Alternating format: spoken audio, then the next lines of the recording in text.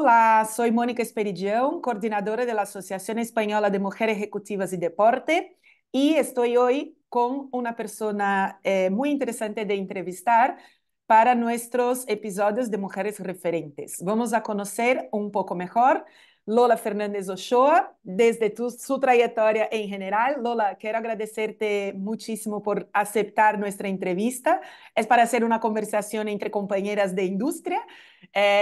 Muchas gracias y me encantaría si pudiera presentarte un poco a las personas, que a lo mejor mucha gente te conoces por, claro, el lado de esquí, por tu familia y toda la historia que tú tienes, pero aquí es para que podamos inspirar a las mujeres, a las personas que quieren trabajar en la industria del deporte y conocer diferentes roles, diferentes jornadas. Y bien, si puedes tú presentarte en detalles, sería mejor. Bueno, a ver cómo me presento, Mónica. Soy Lola Fernández Ochoa, pertenezco a una saga de deportistas españoles relacionados siempre con el esquí alpino. Somos 8 hermanos, de los cuales 6 hemos sido olímpicos, hemos pertenecido al equipo nacional y bueno, pues dicen que tenemos el récord de la familia que más miembros ha aportado a unos Juegos Olímpicos. Bueno, yo, como bien te estoy diciendo, también fui deportista. Me tuve que retirar porque me lesioné precisamente en unos Juegos Olímpicos en el 84. Me destrocé una rodilla y ahí empezó mi declive como deportista y nada, lo dejé. Luego he estado siempre relacionada con el deporte. Montamos empresas de material deportivo, viajes con empresas y bueno, y así hemos estado pues muchos años, ¿no? Sigo vinculada al deporte del esquí, me dedico, soy Relaciones Públicas de una estación en el Pirineo, en Andorra, Gran Valira, y ahora, desgraciadamente, hace 4 años, mi hermana Blanca falleció y he formalizado una fundación que es un poco lo que me dedico ahora. He desvinculado el resto de las cosas que tenía para volcarme y soy presidenta de la Fundación Blanca de Apoyo al Deportista. Esta fundación, si quieres te cuento un poco, la Sí, hemos voy a creado. contarlo, tranquila, mejor. Pues esta fundación la hemos hecho con el firme propósito de ayudar a los deportistas tanto durante su carrera como sobre todo cuando se retiran, ¿no? Concienciarles de la importancia que tiene cuidar tu salud mental, cuidar tu salud financiera, formarte y bueno, y estamos un poco en este desarrollo. Súper, muchas gracias. Gracias por explicarlo bien y ya dar un poquito sobre la Fundación Blanca, incluso porque mi idea de la entrevista contigo es que pensemos un poco el rol de la mujer, ¿no? Y los diferentes roles de la mujer que tenemos nosotras como madres, como esposas, como trabajadoras, como deportistas, en fin, ¿no? En la sociedad en general. Y quería empezar haciendo un poco desde tu carrera olímpica, ¿no? ¿Cómo influyó esta exitosa trayectoria olímpica de tu familia en tu propia motivación y desempeño, ¿no? Tú vienes de una familia, como estabas contando, de medallistas olímpicos, ¿no? Y había como una competencia amistosa, saludable. ¿Cómo era un poco todo esto? Pero ¿cómo influyó realmente en tu vida, pensando en esta cuestión mental que estábamos hablando de la fundación, pero en tu trayectoria olímpica en general, la cuestión familiar? Bueno, para empezar, te voy a contar por qué decidí ser esquiadora, ¿no? Decido ser esquiadora, yo soy la pequeña de los 8 y Ah, yo recuerdo, Mónica, que cuando mis hermanos mayores, porque somos como 2 bloques de hermanos, ¿no? Los mayores, los 4 mayores y los 4 pequeños. Cuando los mayores, me acuerdo que venían a mi casa después de esos viajes tan de 4 o 5 meses y abrían esas maletas, las maletas estaban llenas de vida, ¿no? Estaban llenas de trofeos, estaban llenas de olores. Yo recuerdo cuando venían de Argentina y traían cinturones con olor a cuero, o venían de Francia y nos traían quesos que aquí no había. qué Bueno, el guay. caso es que para mí, yo creo hay un detonante y es cuando mi hermano mayor gana la medalla de oro en los Juegos Olímpicos, cuando fuimos a recogerle a ese aeropuerto, ¿no? Esa corona de laurel y todo el pueblo, me acuerdo de Cercedilla entera volcada, animándole, Paquito, Paquito, y yo dije, yo quiero ser como él. Y me acuerdo de hablar con mi hermana Blanca, decimos, nosotras también tenemos que ser, aunque seamos las únicas chicas de la familia, nosotras también podemos, ¿no? Y aquello fue como un reto que nos pusimos mi hermana Blanca y yo, ¿no? Oye, nosotros queremos ser como los 6 varones de hermanos que teníamos por delante y entonces ahí empezó mi sueño, ¿no? El gran sueño de querer ser deportista, de querer ser esquiadora. Luego es verdad que, claro, teníamos en casa el listón altísimo. Paco Ya, era ya, campeón olímpico.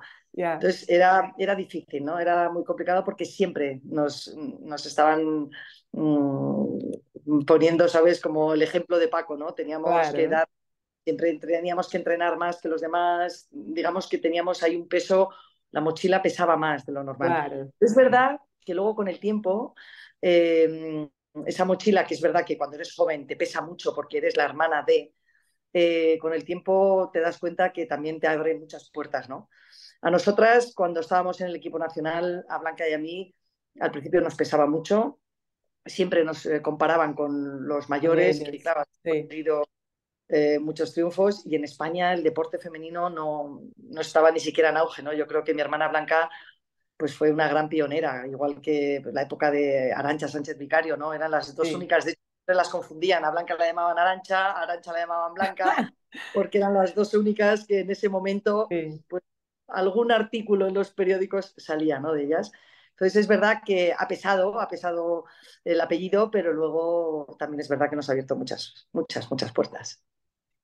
Y ahí pensando lo que está trabajando también de esta preocupación con los deportistas después que se jubilen, ¿cómo fue también en tu caso este manejo de la transición de la alta competición, especialmente considerando la cuestión de la lesión que nos ha comentado, para la transición fuera de ser deportista?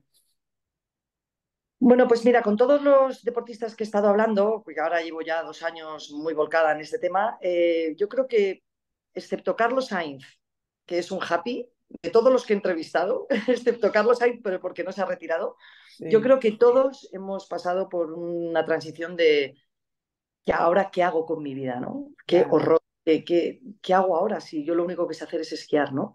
O el que sabe saltar, saltar, o el que sabe lanzar un balón, ¿no? Yo creo que en mi caso fue como la gran mayoría, eh, con la mala suerte que me lesioné, me destrocé la rodilla de un día para otro y entonces ya ahí se acaba tu carrera. ¿Y ahora qué hago? No sabía hacer nada. Tuve la gran suerte de que mis hermanos mayores pues también habían pasado muchos por esa fase y todos me animaban, ¿no? Lola, no te preocupes, tienes que buscarte otro reto. Y entre todos fue cuando pensamos hacer, pues eso, dedicarnos a seguir vinculados al mundo del deporte. Montamos unas tiendas de deportes, de esquí, sí, FOS, que se llamaban, y la verdad es que, bueno, enseguida pues me tuve que olvidar mi depresión, porque es verdad que estaba como hundida, y me tuve que poner las pilas, ¿no? Pero la transición, Mónica, si es a lo que la pregunta es durísima, y es sí, precisamente lo que estoy intentando concienciar a los deportistas, que no pueden esperar a que te retires porque o bien por una lesión o bien porque no te seleccionan o bien porque ya no cumples tus objetivos, sino tienes que preparar tu retirada cuando estás en activo. Cuando estás en claro, activo, tener en mente que hay otros retos, te tienes que poner retos, te tienes que poner a estudiar idiomas, seguir estudiando, formándote, porque la vida civil viene enseguida y si no estás un exacto. poco preparado, entras en un problema de salud mental importante. Y fue ahí que has descubierto en el momento este de tu transición de la carrera, esta depresión que has comentado, ¿no? Que pasó este momento de altos y bajos de pensar qué hago de mi vida ahora, que descubriste la importancia de la salud mental en el deporte, pero también en la cuestión de tu vida profesional, de la vida personal, o sea, la importancia de mirar hacia eso y tratarlo, Pues cuidarlo, no, Mónica, pues fíjate que solo no, porque a después. pesar de que yo lo pasé así, nunca pensé que me había pasado a mí y a mis hermanos, pues Ah, porque, bueno, no, la verdad es que no. Esto ocurrió cuando mi hermana Blanca hace 4 años se sí, suicida. sí. Entonces fue cuando dije, ¿pero qué es esto? Pero que fue cuando ¿Cómo, no? me acuerdo en el tanatorio que vinieron cientos de personas, miles, vinieron 3.000 personas al tanatorio y de los cuales muchísimos fueron deportistas, amigos nuestros, de Sí, grandes sí, deportistas y tal. y todos poco a poco me fueron contando pues, que ellos también lo habían pasado fatal, que hubo gente que me dijo, yo he intentado suicidarme y tal. Y luego, bueno, pues cuando quizás pasé el duelo este tan duro que he pasado, porque ha sido lo más horroroso que me ha pasado en la vida, Claro, un día me acuerdo hablando con mis hermanos, dije, lo que ha pasado con Blanca no puede caer en saco roto, no podemos consentir que esto vuelva a ocurrir, ¿no? Entonces fue cuando empezamos a pensar en la idea de hacer algo y ponerle voz a lo que le había pasado a Blanca y que me estaba dando cuenta que muchísima gente me escribía mails, me escribía mensajes diciéndome que ellos habían pasado por lo mismo. Recuerdo a Edurne Pasaban que me dijo, ¿por qué no la he llamado? Yo me he intentado suicidar 2 veces, pero al final pidiendo ayuda y tratándome a claro. nivel psicológico y psiquiátrico, pues he salido, ¿no? Porque ella me decía, llorando, ¿por qué no la llamé? ¿Por qué no la llamé? ¿No? Y fue ahí cuando me he dado cuenta que efectivamente que es que no estábamos solos, que lo que nos había pasado a los hermanos es un síntoma de todos los deportistas de élite, que una vez que se retiran, es verdad que te falta adrenalina, te falta Sí, encontrar un motivo para seguir viviendo, para ¿no? Porque seguir es adelante, sí, claro, para ir adelante. Entonces fue a raíz del desgraciado acontecimiento de mi hermana. sí. Pero ves, te pregunté un poco a propósito del momento que tú has vivido esta transición, si te has dado cuenta, ¿sabes? Porque realmente normalmente no se dan cuenta. Se van a dar cuenta de la importancia de la salud mental, quiero decir, ¿no? De lo que tú estás diciendo, de que trabaje la cuestión de la salud mental antes, cuando están en activo, cuando todo está bien, ¿no? Porque al final Claro, pero puede pasar millones de cosas, la cuestión de la claro, lesión, luego a jubilarse mismo, o a no ir bien en el deporte como ibas, en fin, pasar un montón de cosas y si no estás claro, bien aquí, no vas a conseguir lograrlo. Tu vida, la vida civil, como tú has dicho, me encantó la vida civil, claro. Pero hacia primero y después. fíjate, Mónica, que te he contado antes que, bueno, que hablé con mis hermanos para montar la fundación, pero el detonante de montar la fundación fue un día que me llamaron para hacer un programa de televisión Vale, dedicándoselo a Blanca. Estábamos en plena pandemia bueno, pues me tuve que ir a Cercedilla, todos con mascarillas y tal. Bueno, vale. y hicimos un reportaje en el Museo de Cercedilla y tal. Y después del reportaje me junté con 5 periodistas, de los que estaban haciendo de televisión, Paloma del Río, bueno, unos cuantos Ah, periodistas, ¿no? Y me acuerdo que nos invitaron a comer y en la comida los 5 periodistas estaban despotricando sobre los deportistas, que estaban intentando llamar a jugadoras de fútbol, de baloncesto, a deportistas, para ajá. hacerles reportaje en Teledeporte y que ninguna le atendía. Estaban indignados, estaban pero enfadadísimos, cabreados, es que no hay derechos, que encima que les vamos a dar visibilidad, no sé qué. No sé cuánto. Y yo oyendo, yo callada, yo oyendo. Y al final me dice, Lola, estás muy callada. Le digo, es que no tenéis ni idea de lo que le pasa a un deportista por la mente. Un Sí, deportista con 18 años, 17 o 20, no piensa en nada más que exacto. Eso, competir y exacto. entrenar, competir y entrenar, competir y entrenar. Si un periodista pesado le llama para hacerle una entrevista por mucha visibilidad, ella o él no se dan cuenta que eso es que forma parte del deporte, que es muy Exacto. importante que le den visibilidad a tu deporte para que Sí, luego pues tengas sponsors, para que luego el día que te retires, claro, y eso no eres consciente, no eres consciente, tú eres deportista y tú vas a lo tuyo. Tiene que sí. haber alguien, o bien tu entrenador, o bien tu psicólogo, o bien tu Una entorno familiar, estructura. la estructura, todo el entorno del Sí, deportista, que le haga entender que es vital que tenga buena comunicación, que use ahora está de moda las redes sociales, exacto, pues que sí. las utilice bien y que sea amable con la prensa, ¿no? Con la comunicación. Entonces ellos me decían, pero es que vosotros lo habéis hecho muy bien. Digo, es que nosotros tuvimos la suerte, la inmensa suerte de tener un hermano mayor, que era Paco, que él había pasado por lo que estábamos pasando nosotros y se dio cuenta que una vez retirado, eh, la gente habla de ti, la gente, y por eso Sí. cuando nosotras, Blanca y yo, estábamos en Austria, en Copa del Mundo, y de repente nos llamaba a Radio Nacional, mi hermano Paco estaba con el dedo así diciendo, o atendéis o morís. Pero es Entonces, eso. claro, claro, pero si no tienes a alguien que te dice la importancia que tiene de dar visibilidad, de que tienes que de formarte, de que tienes Sí, que, claro, si no tienes un entrenador, sobre todo suelen ser los entrenadores, yo creo que hay un Entrenadores, sí. trabajo importante, que el entrenador no solo tiene que ser entrenador técnico, tiene que ser entrenador y tiene que ser una especie de coaching, ¿no? Sí. Tú eres muy joven, tú no eres consciente de que detrás de ti hay un imperio, se mueve mucho dinero, se mueven y tú no eres consciente. O sea, tú vas a lo tuyo, tú lo que quieres hacer es rebajar una centésima, rebajar Sí. un metro, claro, y tienes que tener un entorno importante que te lo haga ver. Aprovechando que ya nos comenta un poco de toda esa estructura alrededor de un deportista que deberías tener, cuéntanos un poco más de qué manera trabaja la Fundación Blanca en este sentido, cómo son los programas, qué patas os metéis, de qué manera os ayudáis en este 360 de lo que tienen que preocuparse, pero que alguien se preocupe por ellos y ellos puedan enfocarse en sus objetivos deportivos. Nosotros tenemos varias líneas de actuación. La primera, para mí, la más importante, que es donde yo le estoy haciendo más hincapié en la Fundación, es el tema de la salud mental, ¿no? Qué importante es pues, tener una buena salud mental. Entonces, bueno, lo primero que hemos hecho ha sido con la Fundación, lo primero, hacer una cátedra. Hemos hecho una cátedra para investigar cuál es el verdadero problema del deportista. Y una vez que tengamos ese estudio, esa fotografía integral del deportista, ir a las autoridades y decir, mirar cómo está el deporte español. O sea, Yeah, esto es un sí. drama. ¿Cuántas mujeres abandonan el deporte en edad temprana porque sus novios no les gusta el brazo tan fuerte que tienen? ¿Cuántas mujeres abandonan el deporte porque quieren ser madres? ¿Cuántos hombres abandonan el deporte y no tienen estudios? ¿Cuántos?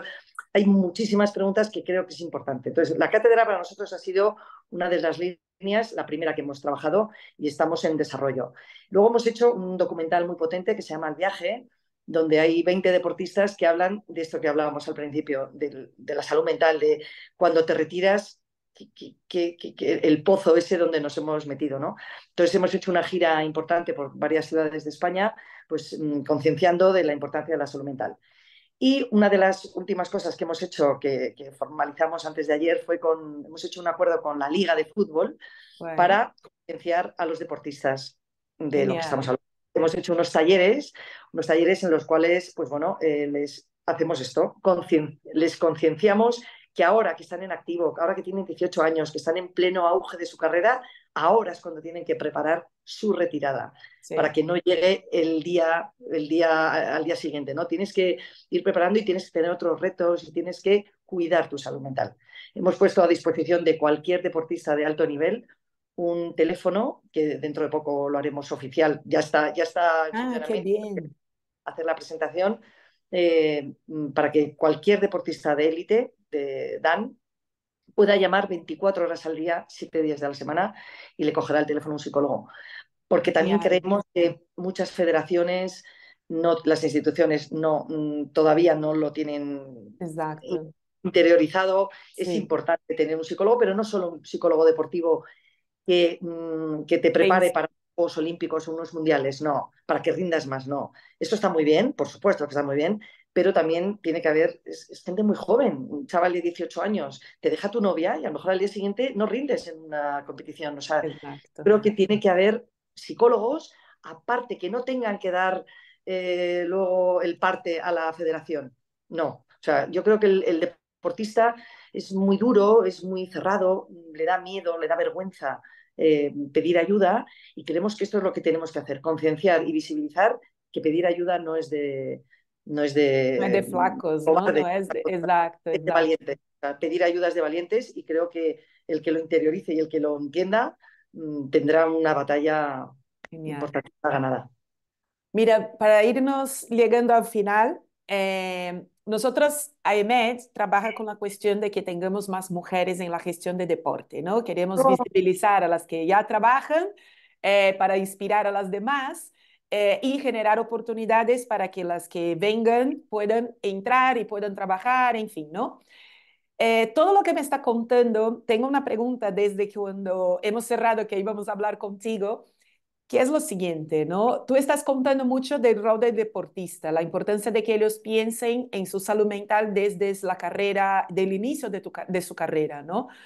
Pensando un poco por la mujer, independiente de ser deportista o no haber sido deportista, Normalmente nosotros llevamos, como estábamos hablando, muchos roles, ¿no? Tenemos muchas responsabilidades en nuestro día. Yo hago una broma siempre que digo, estoy en modo madre, ahora no estoy trabajando, ¿sabes? Entonces dejo mi móvil y estoy enfocada en mi hija. O ahora estoy en modo cocinera. Entonces, como hay momentos que tengo que ir separando, porque si no las cosas se mezclan y no hago bien ni una cosa ni otra, ¿no?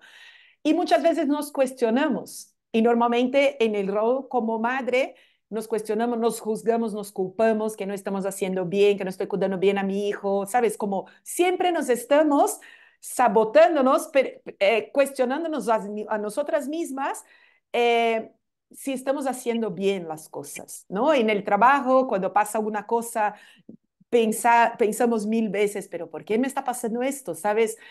En fin, quiero y me encantaría si pudieras dejar un mensaje de inspiración, un consejo, tal, unas palabras, de qué manera equilibramos estos pensamientos locos en nuestra cabeza versus todas estas responsabilidades que nosotras tenemos para que podamos alcanzar también nuestros objetivos. Bueno, Como yo creo que te ha faltado la palabra. Para mí hay una palabra clave que engloba todo lo que has contado, Mónica, que es una dinos, realidad, y es el sentimiento de culpa. exacto, sí, La culpa que nos han inculcado desde desde pequeños. niños, sí, Yo cuando no voy a ver a mi madre, que tiene 98 años, tengo sentimiento de culpa. Cuando sí, no estoy con mi hija y no estoy con sus deberes, tengo sentimiento de culpa. Cuando no estoy con mi marido porque no sé qué, tengo sentimiento de culpa. O sea, yo creo que eso es porque nos han educado así. O sea, venimos de una generación, yo soy mucho más mayor que tú, pero es verdad que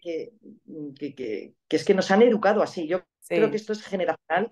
Yo creo que ya nuestras hijas, mi hija, bueno, el otro día aquí en una comida familiar, mi marido dijo, ay, le falta un poquito de sal. Y yo automáticamente hice por levantarme. Y fue mi hija que me agarró del brazo y me dijo, no, te levantas tú, le dijo. Entonces, claro, es verdad. O sea, es que yo no me tengo que levantar a por el salero para mi marido. exacto, eres súper capaz Claro, pero es que me han educado a que, bueno, a entonces yo creo servir, que a cuidar, etc. cuidar. Esto, yo creo que la única manera de que podamos quitarnos ese sentimiento de culpa y hacer las cosas porque realmente las hacemos, porque te apetece, porque tal y cual, es tratando. O sea, nos tenemos que Total. tratar. Y yo creo que es importantísimo que una mujer, aunque no tenga problemas de salud mental, no, es ir al psicólogo porque Sí, muchas veces te hacen ver por otro cosas punto de que tú no ves, vista. otro punto de vista. Yo creo que es Exacto. vital tratarse. O sea, igual que nos cuidamos, vamos al gimnasio, igual que nos maquillamos, igual que nos cuidamos por fuera, hay que cuidarse por dentro. O sea, la mente es el músculo más importante del cuerpo y no lo entrenamos y no lo cuidamos. No mi consejo, yo no soy nadie para dar consejos. Yo, yo lo que Por os experiencia animo a todas propia, las ¿no? mujeres es que hay que cuidar la mente. Hay que Ya, hacer deporte y hay que cuidarla. Muchas veces un psicólogo no hace falta que vayas todas las semanas, una vez al mes, dos veces cada 2 meses, pero yo creo que es importante que nos eduquen, nos tienen que reeducar este sentimiento de culpabilidad que tenemos desde que nacemos mujeres. exacto. Y creo que hay una otra cosa que es similar con lo que tú aconsejas a los deportistas, que es la cuestión esta de pedir ayuda. Pedir ayuda. Somos capaces y necesitamos también de ayuda, ¿no? Porque igual que este sentimiento de culpa, creo que viene con esto de que tenemos que dar cuenta de todo, De todo, equilibrar de los todo, exacto. platos a todo momento y necesariamente ni siempre es así.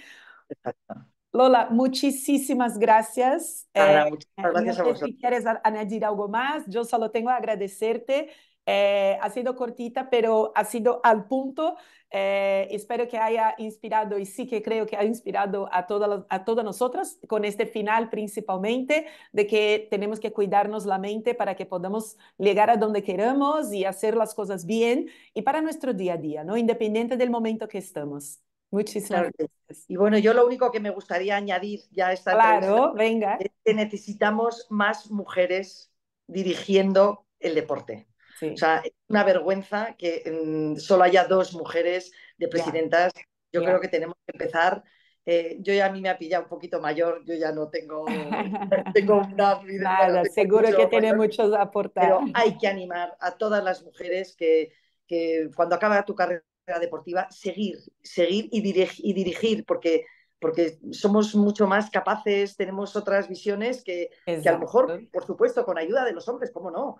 Pero Sí, nosotras tenemos una visión que es vital y que podemos aportar muchísimo al deporte, pero desde arriba, no siempre que haya un señor, y en muchos de los casos suelen ya, ser de Pedro Picapiedras. Hay mucho, ya, Pedro, hay mucho troglodita dentro del ya, deporte. ya, ya. Tenemos que empezar a venir con fuerza y las mujeres, por favor, animarlas, aquellas que Genial, tengan jóvenes, a por ello. genial. ¿Vale?